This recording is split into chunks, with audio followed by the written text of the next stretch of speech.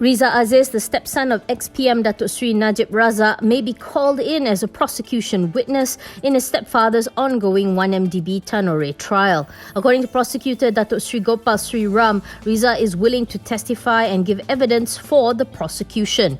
Riza has been at the centre of a media storm after charges against him in relation to alleged embezzlement from 1MDB were seen too many as good as dropped. Meanwhile, 3 former associates of fugitive Low-Tech Joe, who the court says are subject to forfeiture proceedings related to 1MDB, are said to be on the run. The amount in question is 31 million ringgit. The 3 are Ki Kok Tiam, Tan Ven Tek and Ge Cho Han.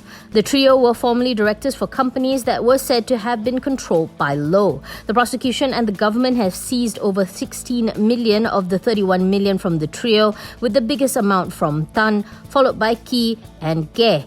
During Najib's SRC International trial, witnesses testified that Ki had helped Low transfer funds from the former 1MDB subsidiary into the former Premier's accounts.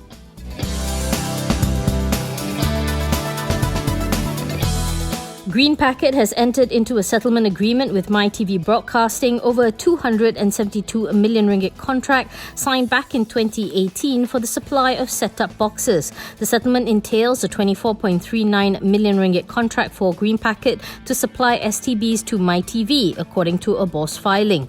This brings an end to the legal tussle between the two that started in February 2019 after Green Packet brought MyTV to court over the alleged non-payment of 200,000 STBs. In April, the two companies withdrew their arbitration in favour of working out a settlement instead. However, it was not a good day for Green Packet's share price as the counter hit limit down on heavy selling. The stock sank as low as 1 ringgit 1 cent before closing at 1 ringgit 2, 29.2% lower, with 121.2 million shares changing hands. It was a swift change of fortune as just the day before, Green Packet had hit limit up on the speculation that it was venturing into digital banking with giant Tencent.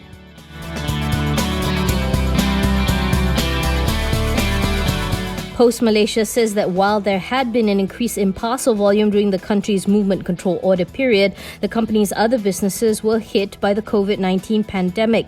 Transactions such as mail and international parcels, besides operations under Post Aviation and Post Logistics, have been affected. In a statement, Post said that it continues to protect its 15,000 frontliners and operational support employees' livelihood and ensure that their needs are prioritized. The group was responding to recent commentaries on social media but did not include the specifics. Post also points out that it is currently undergoing a transformation process to turn its business around. It says that as its plan progresses and the situation improves, the group will ensure better rewards for its people.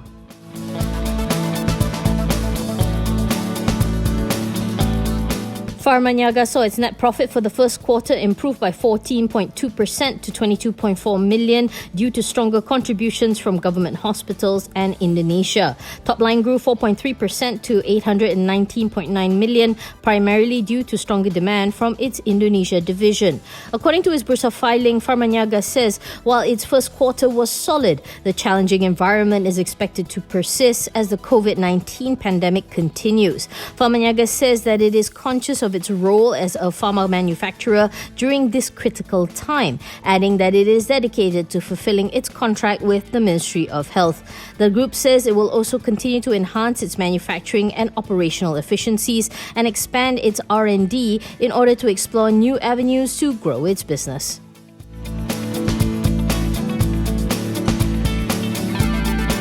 DBS Group Research predicts that another OPR cut could be on the cards in July, making it the central bank's 4th cut this year. So far, Bank Negara has made cuts equivalent to 100 BPS, with the most recent cut taking place in May. The current OPR stands at 2%.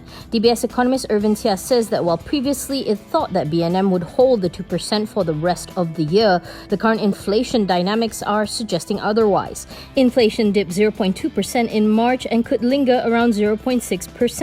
Sia says that should high-frequency data, especially inflation, surprise on the downside, another downward adjustment can't be discounted.